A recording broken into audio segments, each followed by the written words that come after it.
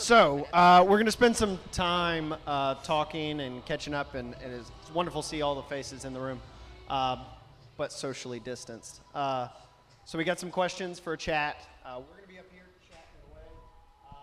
But I encourage y'all at your tables to be talking through these questions, using them as a starter to kind of just catch up. So the first question we have is best bagel. That could be flavor, that could be place, doesn't matter.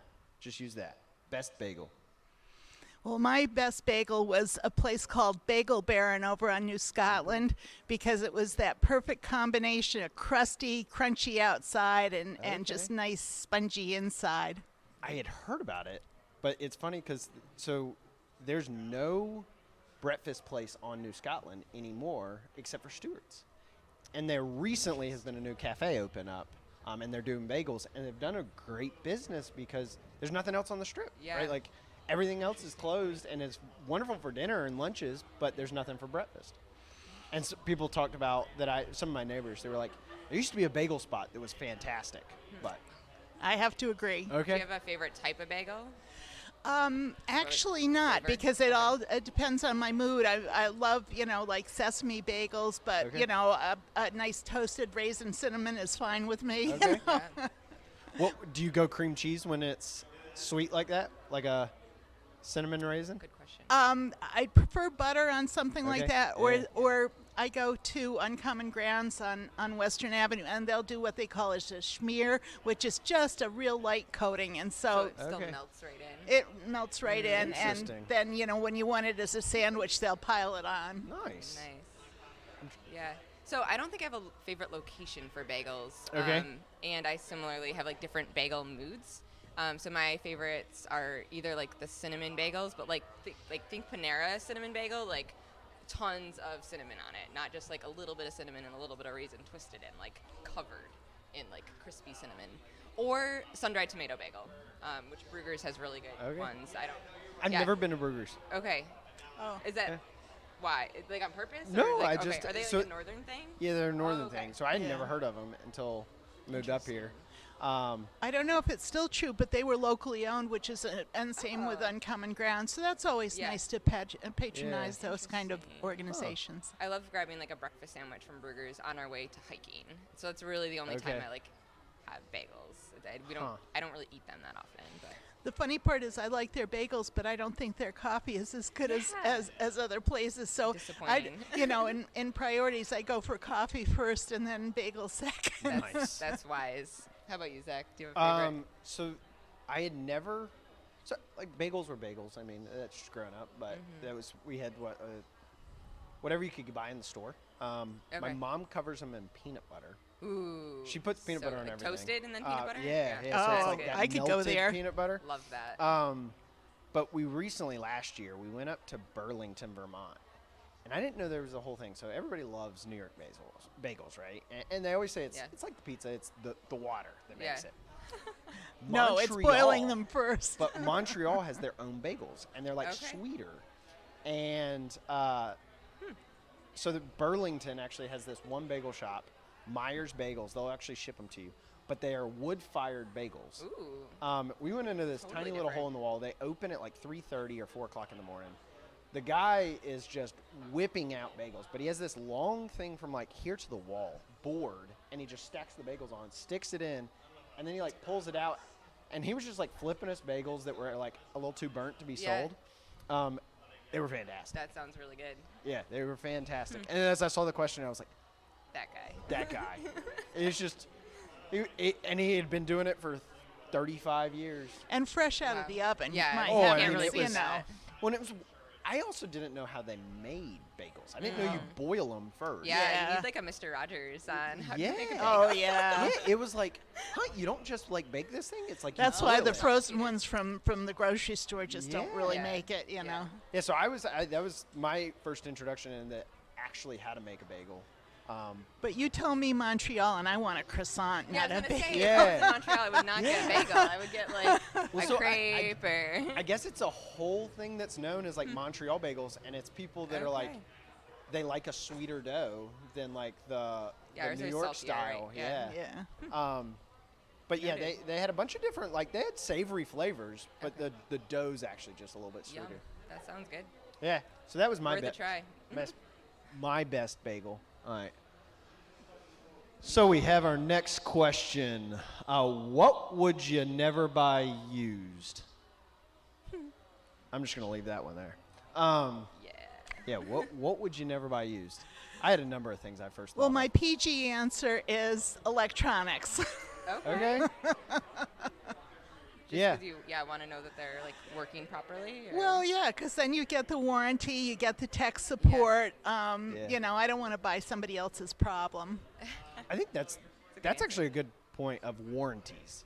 If it's not a original owner warranty, and I kind of like that warranty being Yeah. with me. Yeah. That makes a lot of sense. If I'm spending the money. Yeah. And the thing is, you know, if something's going to go wrong, then you're really just inconvenienced, Yeah. you know, and who knows what happened to, you know, what you transferred in there, you know, it just, it's kind of crazy. So it's like, you know, I'd rather save up for a little bit longer and get brand new. Right. That makes a lot of sense. I was thinking like anything consumable I wouldn't want used. Yeah.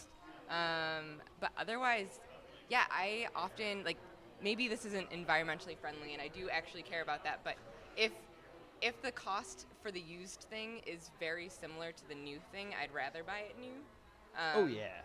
And I get that it's like probably better to not create more of a demand for these things, but I think it's probably based on what you said. I don't want to inherit someone else's issues. Yeah. Yeah, I think that's the hardest part is I tend to take good care of things. Yeah.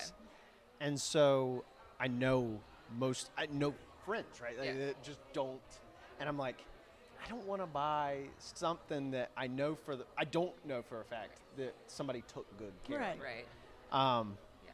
But then at the other time, there's certain things I would never buy new, right? Like after having a used car, I personally, now I'm not a car person, I couldn't see paying for the new car knowing that the moment I drive it off that lot, it's just like not worth For it. real. Yeah. Right. Definitely. But I think things that have a market for used, usually, like I think of cars, there's a whole world of used cars, and people that have kind of said, they take that into account of like, okay, we're going to track mileage, wrecks, all that stuff, and you pay a little premium to get that, but it's less than a new car, right? Yeah. So, Yeah. but yeah, there are a lot of other things that I'm like, I wouldn't even think about buying used.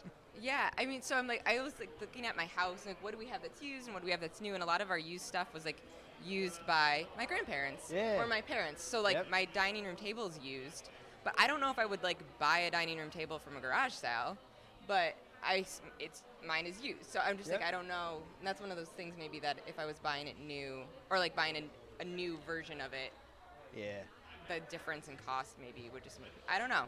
I've New not couch, really I- had a problem with most stuff from a garage sale as long as it's got like a hard surface. Yeah. So that, you know, like a table, I go, you know, Couch. whatever I get, Yeah. the couch. Yeah. But, you know, anything with a hard surface, the first thing you do anyway is clean it. Right. So, Right. And that's most of our furniture is all Yeah. garage sale because we were Okay. renting at the time when we Yeah, no, that makes sense. moved into our house, and it was like we didn't have. I mean, I had never understood what furniture cost until you walk into a furniture store and Oh, you're it's like, insane. "Oh Insane. my goodness! Yeah. I don't have the money to put on a chest of drawer when I can go to Right. the yard sale and get Right. a used chest of drawer." Right. All right, like, and give it some character. oh yeah, And I guess I was just like fortunate because I had grandparent barns to like dig through, so I didn't have to buy any of it. It just was already used. A lot of cleaning involved. yeah. But Yeah, how that- about a mattress? So the weird thing is, like, most places Not unless won't it was from family. well, so most places won't even take used mattresses. Okay. So like you can't donate used mattresses due to health code That makes stuff. sense. Yeah, that's actually one of the hardest things to get rid of is mattresses. Yeah. Because Very a lot hard of to places won't repurpose. accept it. Yeah, but yeah, even couches. I'm trying to think if I've ever had a used couch. I don't think so. I bought one used chair one time, Okay. but it wasn't A new All right, question? we're on for their next question. What movie makes you cry? I think I just heard Hardball. That's a good one. But Wayne's World. So, movie that make you cry? Well, the first one that I thought of, I had to look up the date for. It's called $1 Million Baby. Okay. And it's Hilary Swank and Clint Eastwood. And if you want a good cry, watch that movie. But it's not kid-friendly, and it doesn't have a happy ending. Yeah. The other one that makes me cry that I think of as we're talking is The Green Mile with Oh, yeah. Tom Hanks. Oh, man. Oh, just some beautiful, beautiful moments on that. So Most people don't realize that Stephen King wrote Really? A Green Mile. I did didn't not know that. Yeah, so either. Shawshank Redemption and Green Mile were Stephen King. Dang. Well, I just love his stuff in general. I just Yeah. think he's a gift to our world. Which is, it's funny because most people think of him as like a horror guy. Yeah. And Yeah. yeah, I guess it's I don't know all the specifics, but those are two, and there's actually a third. Stand By Me was another one that's a Stephen King. Wow. Yeah. And he's also written a bunch of stuff under a pseudonym. Yeah. So, Yep. Yeah. you said you're a crier at I'm a movies? crier. Yeah, I cry during most movies and TV shows. It's ridiculous. I am like currently obsessed with the Great British Baking Show, and I'm watching it like for the second time around. And I cry during that, and it's only happy, and it's like only like we're making this yummy pastry, and I'm just like it's so beautiful, and I cry. So I don't know what it is like. I'm really glad to know that about you because the next time I see you crying, I won't panic. No, yeah, nothing to panic, nothing to see. But I was going to ask, in person. outside of movies and TV, do you cry much? No, only when I'm really angry. So sometimes if I'm crying, Me too. I'm really, really angry. But I just, yeah, I don't know. I will cry like during like sermons once in a while. Okay. But I don't know what it is. Like if it's like a friend telling me something emotional, I'm not going to cry. I will end up being very stoic. Like I'm not a very good companion crier, but like I'm the perfect audience for a movie because yeah, I'm just like That's wild. emotive in that word. I I don't mean, know 'cause why. again, when I was thinking, I was like, I don't. No offense, I just was Nope. like, I don't think Alyssa has tears, right? Like, Yeah. I've never. Oh. Oh, no, it's real. Yeah, It's well, a I real just thing, you yeah. seem stoic, right? Yeah. Like, and I'm like, to hear you cry during the British Baking Show is just So fascinating ridiculous. to hear. It's ridiculous. That's Yeah. funny. All right, now fess up. Yeah, so I don't have a go-to movie that'll make me cry. I will tear up in movies, but yeah, I'm not. It's not a like, oh my gosh, that's gonna make me sob. Would either of you go out of your way to watch a movie that would make you cry? Like, is it like a thing you seek? It never crossed my mind to be like, No. I feel like crying. Let me watch this movie. I do think there's certain. We were talking about it the other night in small group of movies, and people were like, "Fantastic movie. You just have to get in the mindset of mentally ready to watch it." I think it Okay. was Silence. I don't know. It was about like two Jesuits priests going to Japan. Okay. And they were like, "It is a long movie. It's an emotional movie." But like, you just gotta have mental mindset Yeah. going into it. They were like, Interesting. "Don't watch it late at night," right? Yeah. And I was like, You won't fall "Okay, asleep. yeah." Well, it's sort of like don't watch Psycho late at night, Yeah, you know. yeah. And I think you got to be ready. I kind of curate what I'm going to watch. What's my mood feel Okay. like? And Yeah. boy, I really am looking for a comedy tonight. But tonight I could really, let's think of something thought provoking and scroll Yeah. through and see what there is. I think that's the hard part. Is recently in my life, I have not been watching, like sitting down and watching a movie. It's more of like we'll throw something on last minute. And usually if I'm in that mood, it's not, I want to watch a drama that is Right. like, Emotive. yeah, suddenly it's going to have me call to action, you know? Right. On a Friday night. I'm like, I oh need my to change goodness. my career. yeah.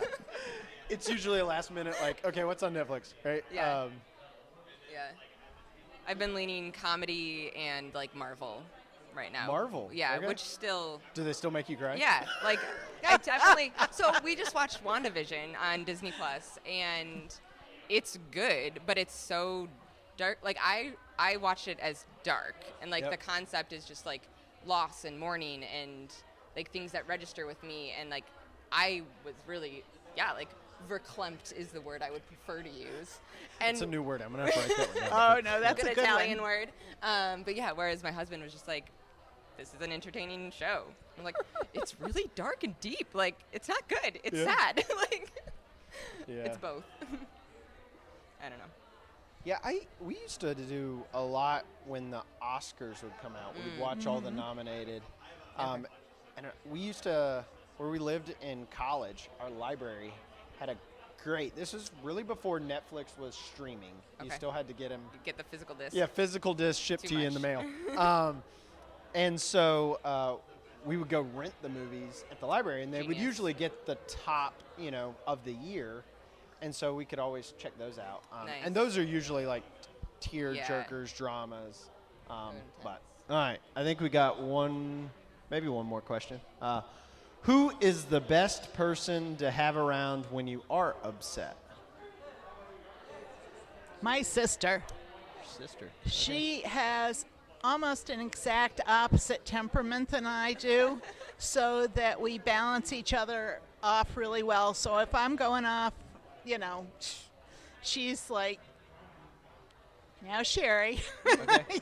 Older or younger? younger. Okay. But only like a year and a half. Okay. So, Okay. we're really close, but we're very, very different. And so we're just very good to lean on each other because there's that sort of yin and yang. Yeah. Yeah. Cool. Is she local? Live near you? Columbia County, close enough. Okay. Yeah. Good. Nice. Similar answer. I had said my sister-in-law is who I like to call if something's going wrong. She's in Rochester. She was my friend, and then she married my brother, which is super convenient. Wow. Ideal situation. But she's maybe similar to your sister, like is very logical, but compassionate. So like if I'm feeling extreme in any direction, she'll like talk me back down and like be really empathetic towards me. This is my virtual like hug. But also can remember things I've said before or like even years ago because we've been friends for so long. She'd be like, well, remember when you said XYZ like 4 years ago? No, she's like, this is what it will look like in real life, and that's maybe why it's just this beautiful like friendship sisterhood thing. And yeah, so Yeah. Melanie. How about you, Zach? Trying to think. So recently gotten a dog. He's kind of cool to have around when I'm upset. He doesn't sass you back. He doesn't. Usually, Non-judgmental. non-judgmental. He's just a goof. But yeah, he's pretty good to have around. I would say my wife. Prior to that, I don't. At least my guy friends from back in college and stuff. It's just we didn't have a lot of those like sad moments or anything or like upset moments where you need somebody, or we just hit it right. And so that's been interesting having that, and then trying to grow those relationships, right? Trying to find those people that fit you well, that you can just kind Yeah. of get that off your chest. I think that's been the fun thing about like one-on-ones Yeah. is trying to find a little bit of that of somebody that, whether I know them really well or maybe it's a new relationship, but I'm kind of already entered into this, agreeing that that's kind of be part of it. Yeah.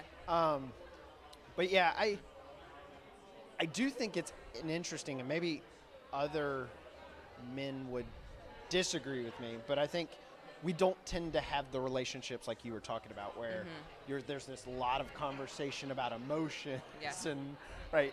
That's usually just Let's not say a lot. There's just What? not a lot. Yeah, like Comes up. if anything, I think I'm usually asking and having more of those conversations than most of them want to have. Yeah.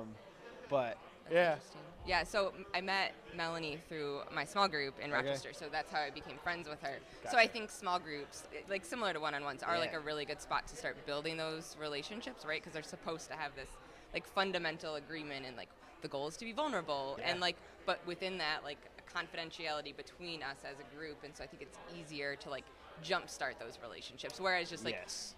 in the real world, like you're not going to do that with your coworkers at the same level, yeah. or like maybe even your neighbors are Yeah. still like not quite as close. But Yeah, I'm that- fortunate too that I have an extended family. So my cousins and I, there are a bunch of us, and there's some of us who are in direct contact, and then there's some of us who are like 2 degrees in contact, but there's a whole bunch of us. And, it helps sometimes for somebody to say, are you listening to what you're saying? And you got to have somebody who comes at you with love to be able to say that. Yeah, there has to be that bridge there that they're not coming off condescending. Yeah. They're trying to encourage me. And Right. Yeah. Best in mind. Yeah. That's beneficial. You have at least the family aspect of. Yeah. So do you get to see the Rochester? Sometimes. Yeah. Yeah, we were there a couple weeks ago. Okay. But yeah, they're a phone call away. But that's the great Yeah. part about a church family. Yeah. Oh yeah. Yeah. And that people, we talk about it in terms of community, but also that there are people who can be your family Yes. when those Absolutely. times are around. Yes, definitely. Your chosen family. Exactly. Instead of your Chosen. born in family. Yep. Yeah. Yep. Nice. This has been a good chat, guys. Yeah. Yeah.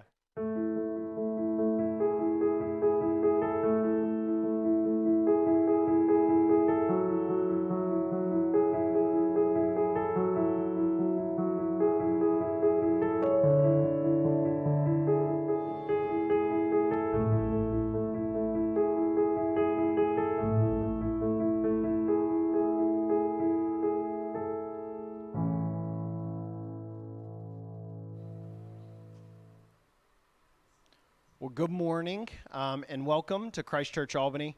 I'm Zachary Steins. I've been hanging out with Sherry and Alyssa, and we've been just catching up, talking about some fun questions like bagels and things like that.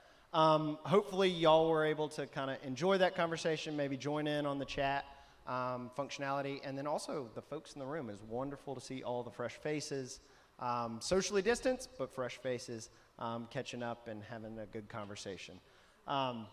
So here at Christ Church Albany, we believe that church is not a building, but is really a group of people that are striving to love Jesus, love each other, and love the world. And with that, we think, some of the big things is highlighting kind of living a life in an aspect of trying to grow to love Jesus, love each other, and love the world. We think there's some things you can be doing, some key habits. And one of them is really gathering together to kind of study the Bible, learn from each other, connect. And that's really what Sundays is all about. And so we've kind of recently, I guess over this time, have developed some number of ways where you're able to kind of do exactly that. So one is you can join us in the room. So there's a number of fresh faces, but also familiar faces in the room here. And we are actually having a live service, which is super exciting. I think it's only our second one. Everybody is socially distanced, so we have tables separated apart. Everybody's wearing masks. We even got the doors open, which luckily it's not a frigid morning. And so we're taking all the necessary protocols to follow that, but it allows us to still be in each other's presence. Secondly, we think you can join us online, and so hopefully folks are watching this right now. We encourage you to use the chat functionality on the side. Really feel a part, even though you're watching virtually, and we encourage that. And then lastly, we do have watch parties. So folks are inviting people into their homes or maybe outside to watch the service together and kind of have a small, tight-knit, again, where you're kind of comfortable being around, group where you're able to talk through what's going on in the service, but kind of feel like I'm at least sharing it with other folks. So those are options. Secondly, I would encourage everybody, there's a link up top. Use that, click that. It's for a Connect card. That Connect card is a place where you can share ways that we can best help you, prayer requests, any interest you might have in classes. We would encourage you to fill that out. Let us know how we can best help you. Additionally, I think if it's your first time, welcome. If you haven't, let us know who you are. That's probably one of the best ways, is through the Connect card. So fill that out, and as a thank you, we'd like to send you a gift card for coffee on us, and so we would love to send that your way. If you just kind of send us your name and address and everything, we'd love to get that to you. Additionally, as I mentioned on that Connect card, there's some next steps you can mark. So there's some classes that you can list an interest in. There's starting point. That is a thing that, if it's your first time and you're wanting to learn more about the church, it's a great time. You can kind of sit down with some folks, ask some questions, but also learn some of the aspects of the church. But in particular, we actually have a class that will be starting tomorrow. So this is Emotionally Healthy Relationships. It's going to be at 7 p.m., and it's an 8-week class. Again, great opportunity. I know a number of people that have gone through a number of these emotionally healthy spirituality or emotionally healthy relationships, and they've absolutely raved about them. That it's a great opportunity to kind of dig into some personal things and just understand how that impacts our relationships with others.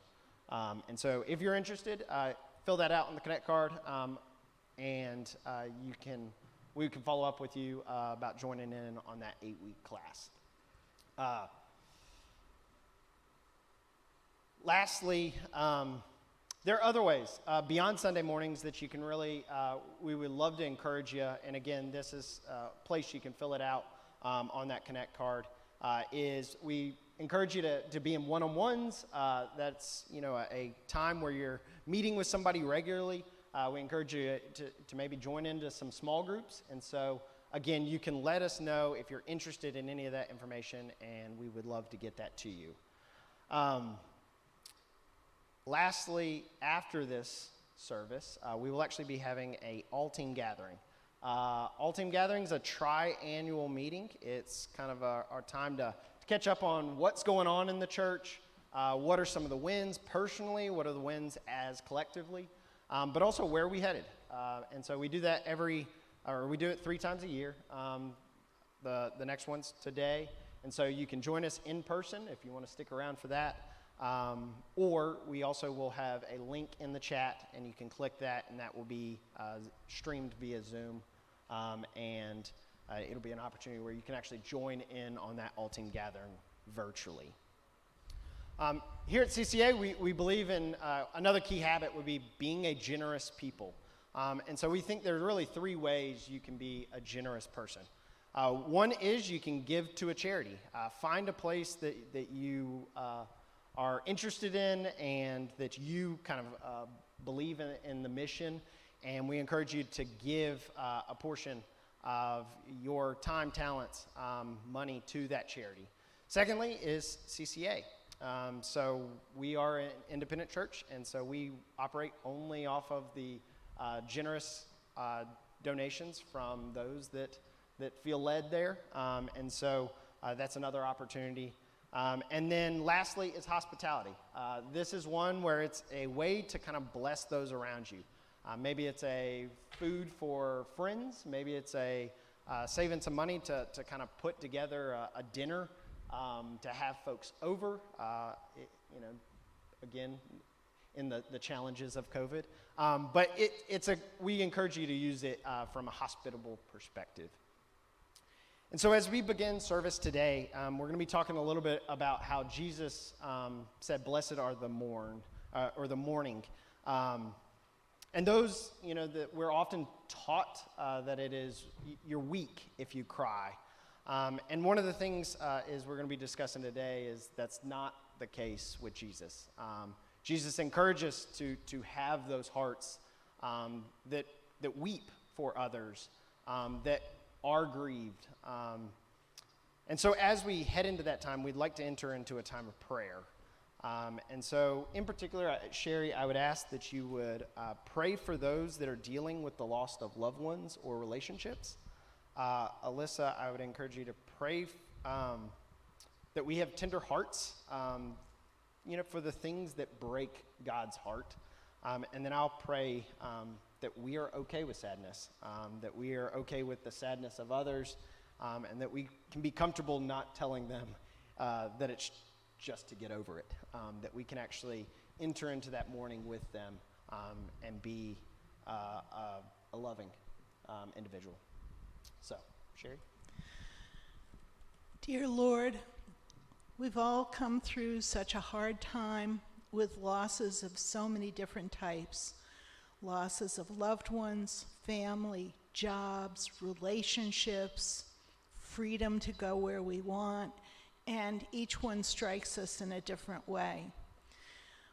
The Bible does not promise that we won't have hard times like this, but what Jesus did promise is, I will not leave you comfortless.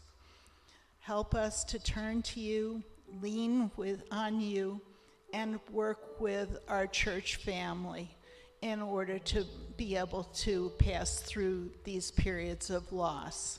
We ask this in Jesus' name. Dear Heavenly Father, we pray for tenderness, that we can acknowledge when the people around us are struggling, are lonely, or grieving, or just, feeling in a funk.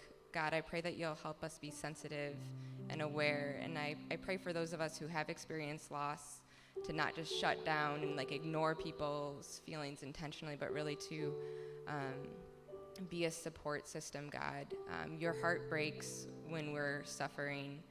The world has become fallen and broken and sinful, and that's not how you intended it to be. And I pray that we as believers can be some of the change, some of the bringing heaven on earth in our little spheres of influence, God, with our immediate families, with our neighbors, with our coworkers, and even the people that we interact with at the grocery store. Help us to just be aware, with our eyes wide open, and our hearts available to what you have to teach us. And Lord God, we just pray that you allow us and you encourage us to be vulnerable, that we see friends or maybe even strangers grieving and in their loss, that, Lord, we can enter into that with them and be with them, that we would be like Jesus, who, arrives at the scene. Lazarus is dead and sees his sisters grieving, and he therefore weeps. That, Lord, we would be the people that would not just turn away and shy away from those emotions or encourage people to just get over it, but that we would recognize that those emotions are ways that you speak to us, and that by entering into that and being present with one another, we can be a comfort. We can be like your Son. And Lord, I just pray that you continue to soften our hearts to that, that you would remove our hearts of stone and give us a heart of flesh, a heart that is open to grieving with one another. In Jesus' name we pray. Amen. Amen. Amen. Well, thank you again for joining us this morning. I now am going to ask Monica and the band to come up and lead us into a time of worship. Thanks.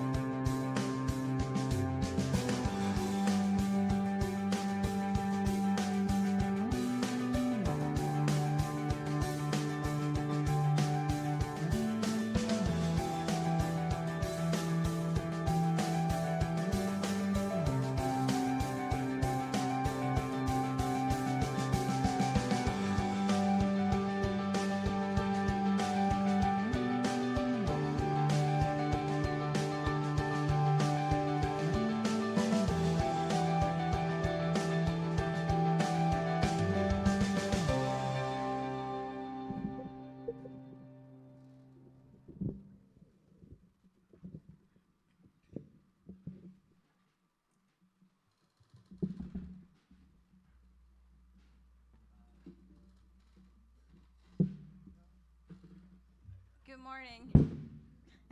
Kind of shorter than my previous person speaking from here. It's good to see you all. It's good to actually see faces instead of the camera since we started. So I'm so glad to be here. Quick story about me. I'm from downstate, and when I moved here, I came here for the first Sunday, and then the next Sunday everything was closed down. It was Zoom.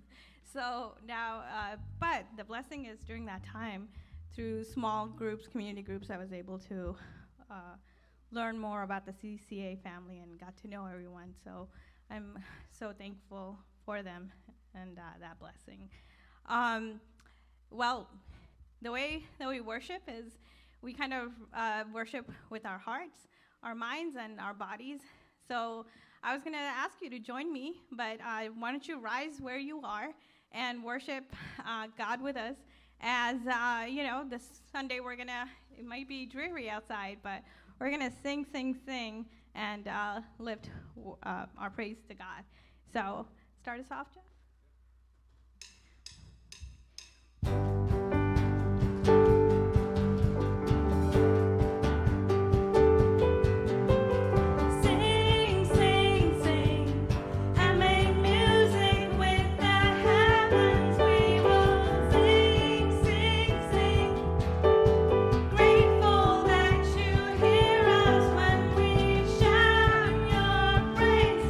Lift high.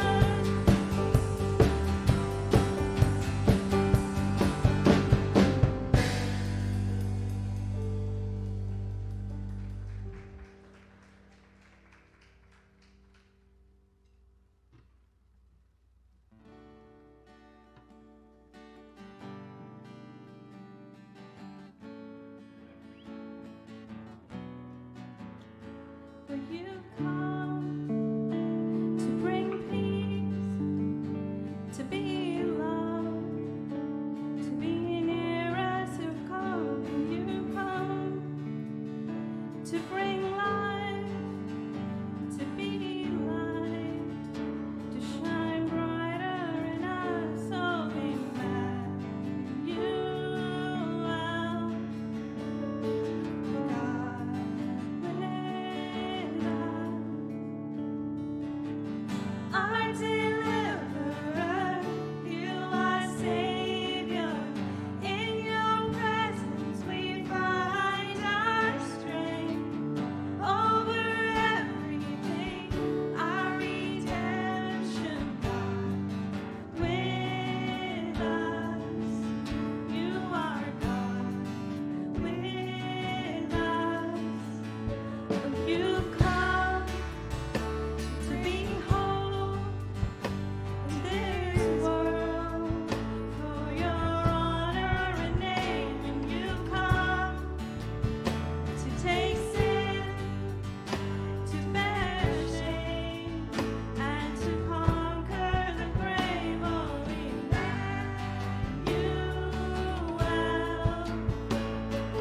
God with us, our deliverer. Our deliverer, you are Savior. In your presence we find our strength. Over everything, our redemption, God with us.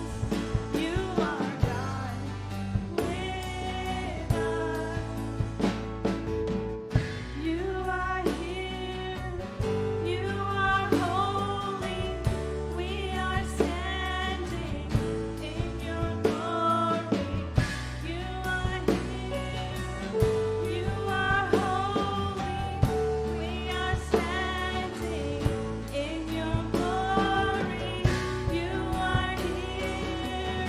You are holy. We are standing in your glory. You are here. You are holy. We are standing in your glory, Lord. Our deliverer, you are Savior. In your presence we find our strength. Over everything, our redemption, God with us. Our deliverer, you are Savior. In your presence we find our strength. Over everything, our redemption, God with us. You are God with us. You are God with us. You are God with us.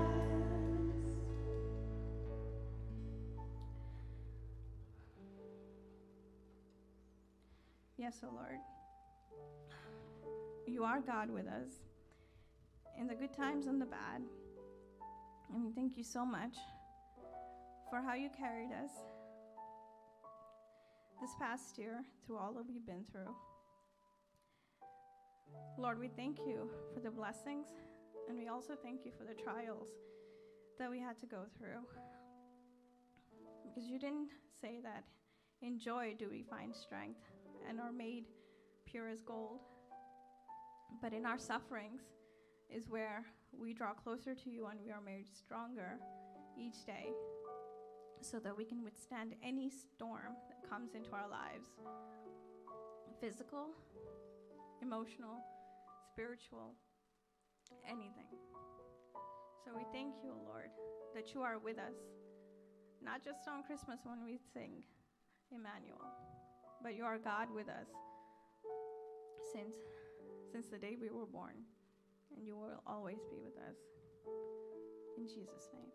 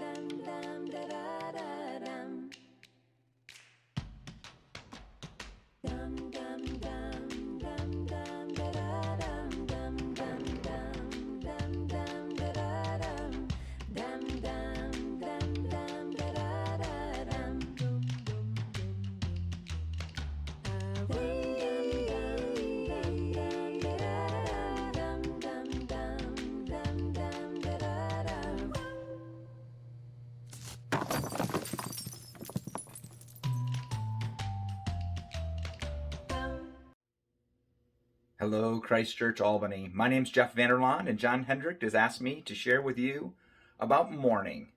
So let's get at it.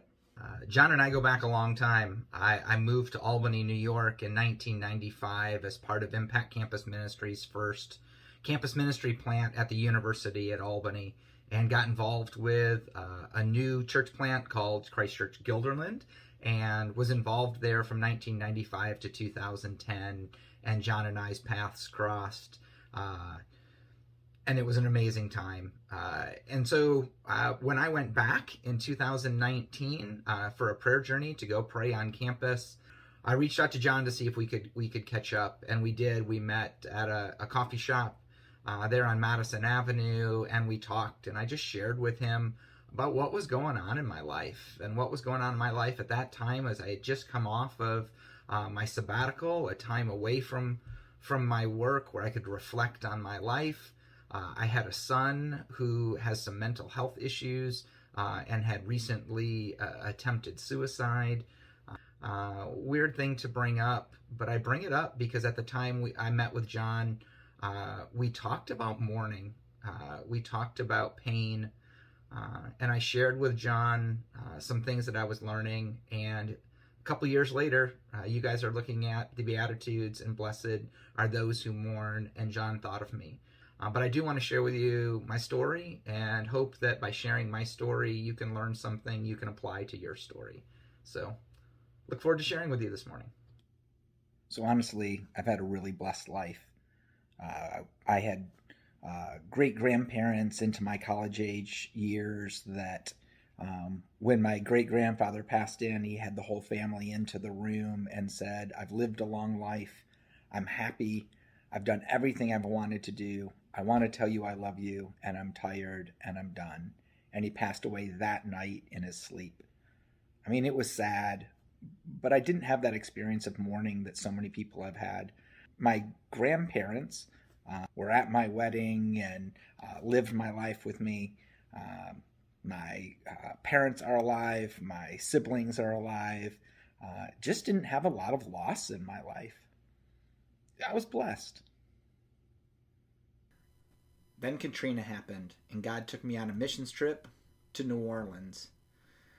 It was crazy. 650,000 people were displaced from their homes. Homes like homes that I lived in. We left the airport and we drove for an hour, and we didn't see a single bit of even electricity. And everywhere you looked, the houses looked normal. They looked fine. I would have never guessed the destruction, but inside they weren't okay.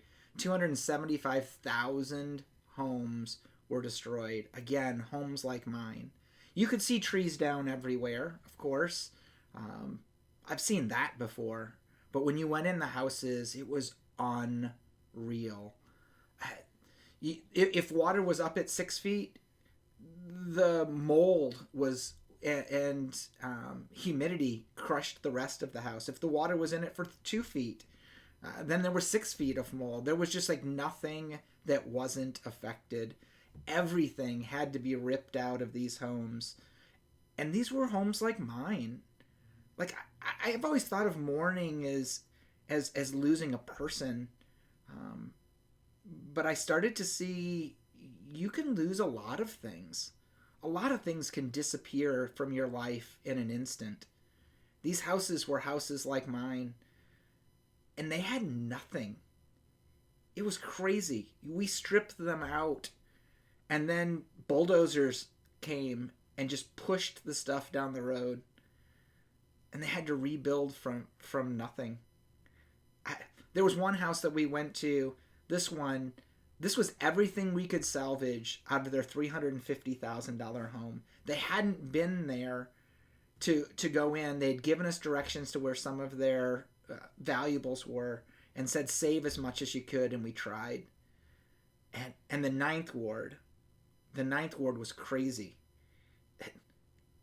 That was a neighborhood. That was someone's car. They had barbecues in their backyards, and now their backyards were all one block. The houses were ripped off their foundations and literally in the middle of the street. Houses were picked up and dropped on cars. I couldn't even comprehend all that we saw. And so we would talk with people, and of course the people we talked to were crushed. They had lost everything. But it was interesting. We spent the time there doing labor, doing work. But I don't think it was the labor and the work that really changed their lives. I think, honestly, it was just listening. What would happen when we met people is we would drive up to their house and they'd be waiting for us, a crew of people coming to demolish and clean out everything that was in their home. But before we would get started, they would share their story. They would tell us where they were when they heard the hurricane was coming. They would tell us their story of leaving and escaping. They would tell us the story of coming back and what they saw, the damage and destruction in their home. It was crazy, but it was healing. At first, I was really nervous.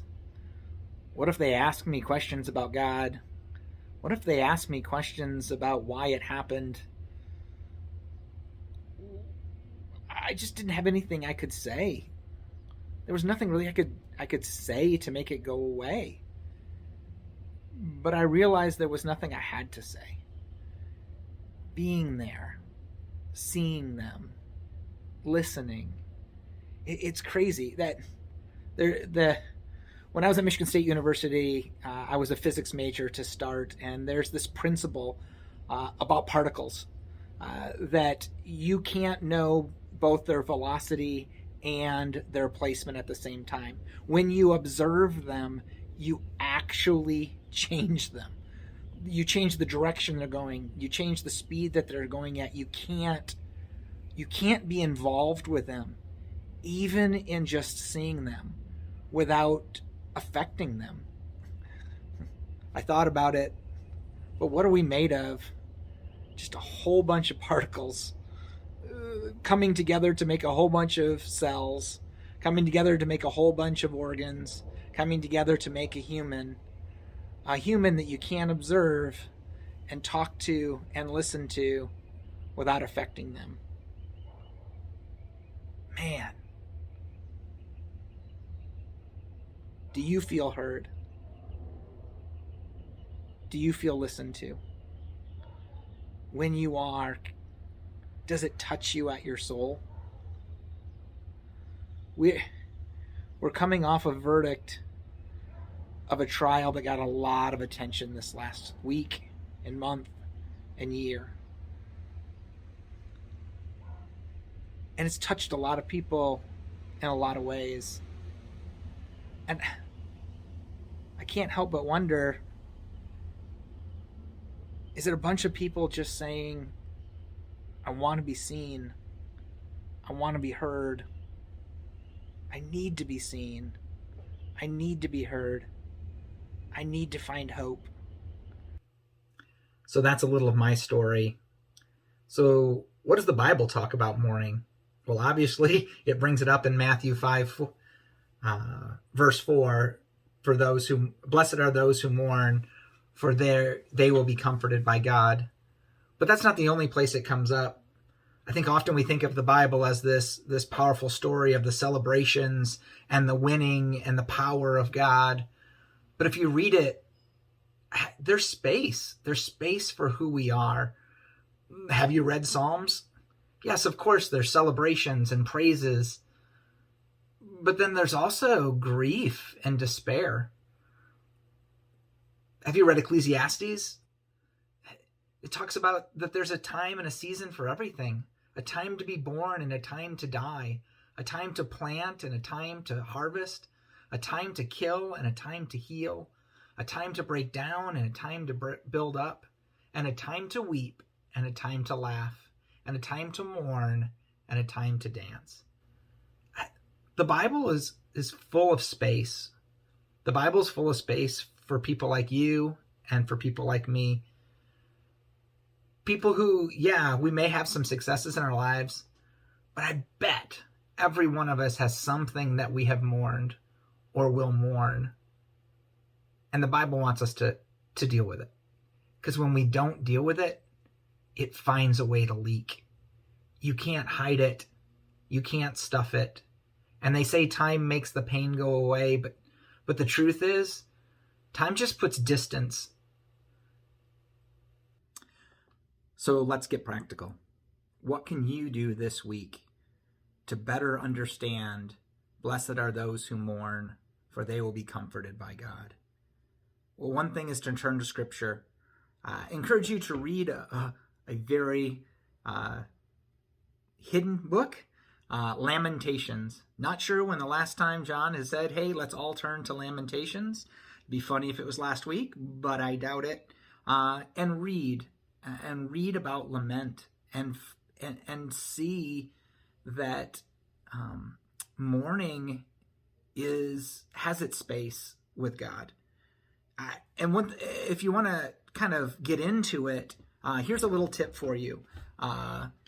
Look at chapter 2. And as you read chapter 2, you'll notice it's a poem. And one of the things that poems are really good at is expressing emotion. Our facts-based, science-based textbooks are not great at this, but sometimes to touch the emotion in us, we have to read a poem. And as you read this poem, you'll notice that it's in stanzas, like poems are. And there are 22 stanzas in the first poem. Now, one of the things you'll miss, because it's not in the original language, is actually each line of this poem starts with a new letter of the alphabet. It'd be like A, and then the second line B, and then the second line C, but we miss that. But it helps us understand that this is a poem with 22 stanzas. Well, then when you look at chapter 3, it's interesting.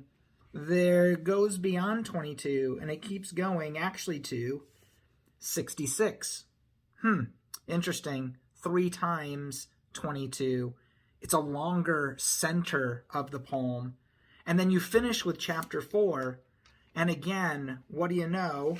There are 22 stanzas. All 3 of the stanzas using that alphabetic, chiastic, acrostic to make it. And so it's pretty darn clear that this is a poem, that this isn't something we have to pull out the science part of it. It's we need to feel it and experience it and learn from it. And if you want to be really blown away, look at the middle of the poem. It is very clear, the 22, 66, 22, that this was done deliberately. And if you look at the middle of the poem, starting in, say, verse 19, you would read, I remember my afflictions and wanderings and bitterness and gall. I will remember them, and my soul is downcast within me. Yet this I call to mind, and therefore I have hope. Because the Lord's great love, we are not consumed, for his passions never fail. They are new every morning. Great is his faithfulness. I say to myself, the Lord is my portion, and therefore I will wait on him. The Lord is good to those whose hope is in him, and the one who seeks him. It is good to wait quietly for the salvation of the Lord. And it goes on building in this positive tone through the middle verse, which would be 33. For he does not willingly bring affliction or grief or any to any human being, to crush underfoot all prisoners in the land, to deny their rights before the Most High, to deprive them of justice. Would not the Lord see such things?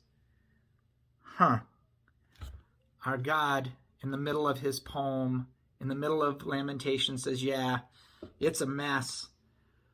But in the middle, I hope you find hope, and I hope you truly trust the story. If this was happening, would God not see it? You're seen. A second practical thing that you can do is literally practice mourning. Maybe there's something in your life right now that you've stuffed down and you just are afraid to mourn.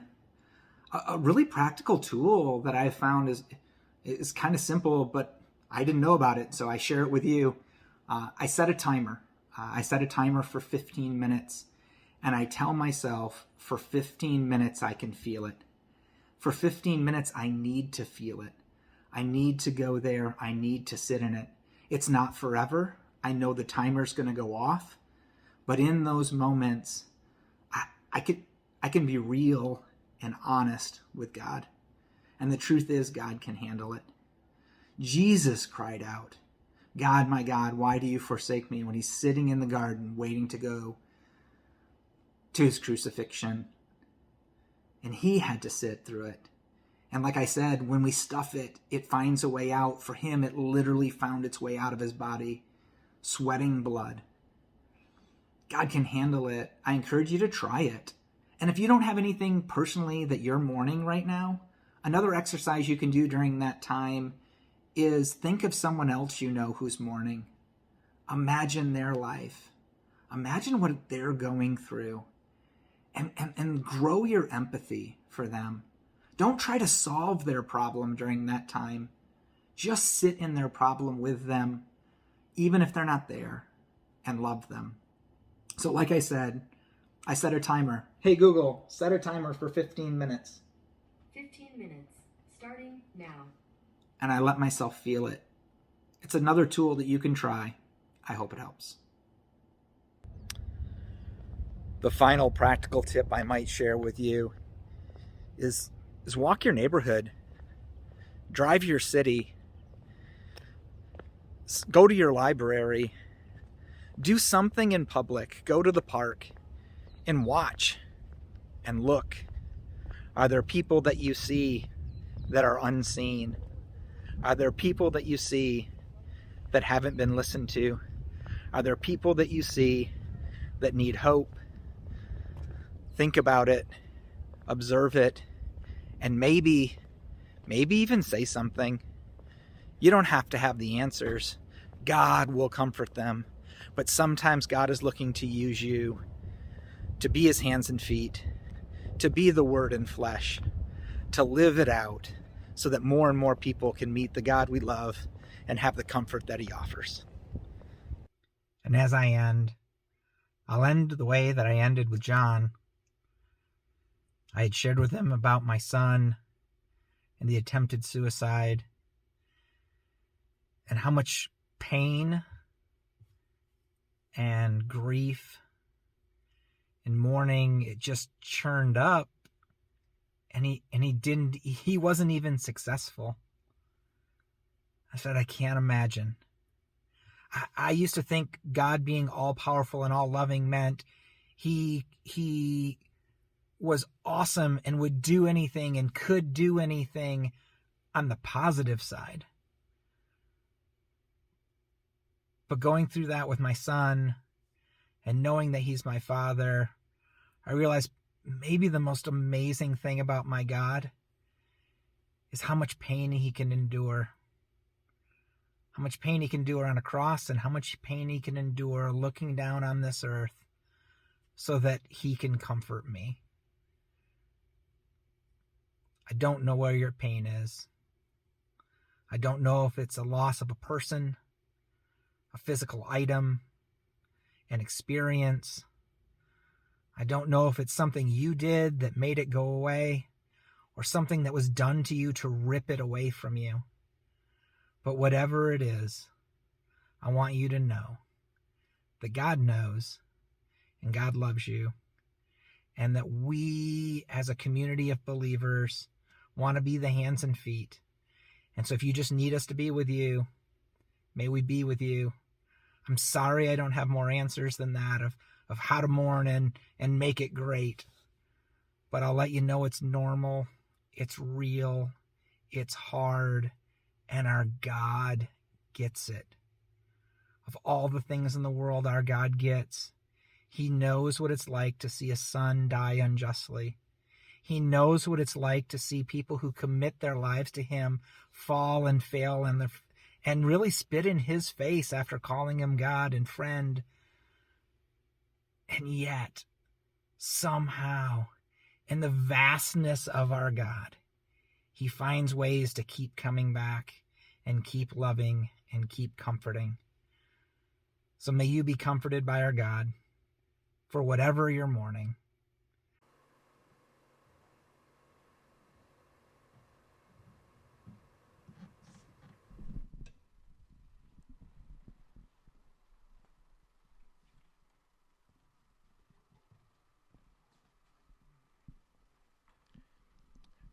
as a church, we've been defined, I'm sure, over the last 7 years with lots of different adjectives. And some that maybe I'm most proud of sometimes are when people call us a joyful church, or when they call us a fun church. And it's baggage behind everything that we do. And so some of it is the church was always a very serious and a somber place. And so I wanted it to be a place where it could be a fun, exciting place. And one of the things that I've realized, especially going through emotionally healthy spirituality now and relationships, which hopefully some of you guys have taken or will get to take, is that it's interesting how a church takes on the personas, good and bad, of their leaders. And a good portion of that is that I want to live in joy. I want to live in happiness. And so sometimes I want to take the grief, especially when it comes from my friends, and say, I just don't want to hear about that. That's not what I want my life to be about. I just want it to be about the joy that can come from Christ. So one of the things that people like Jeff have taught me, and hopefully we can learn from Jesus, is that church can be a fun and joyful place, and I hope that it is. But it can be a place of just tears and grief, because sometimes our lives are just a mess. And I know especially for some of you in your relationships right now, in your stories, as you're processing racial tensions, there's just stuff that's just not, we just need a place to be able to cry to. And so this should be a place that brings us laughter, and it should be a place where we're able to grab hands with someone else and share our stories and cry. So we're going to take communion. You can take communion at any point during this. I asked Monica to sing a song. And you can sing the words to the song if you would like. You can take some time to pray and take communion.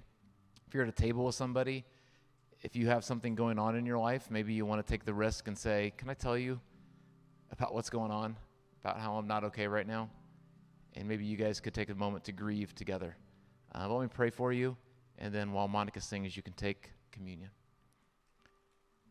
Jesus, we love you. Help us to be able to bring our whole selves to you, and help us to be a church that is embracing whole self living, which includes joy and excitement and grief and anger, despair, desperation.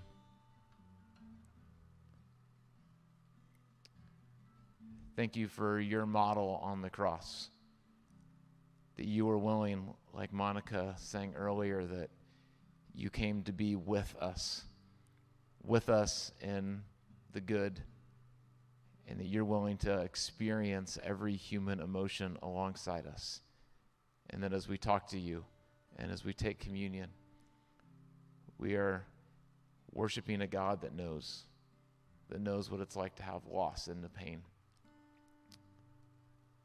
We love you. Amen.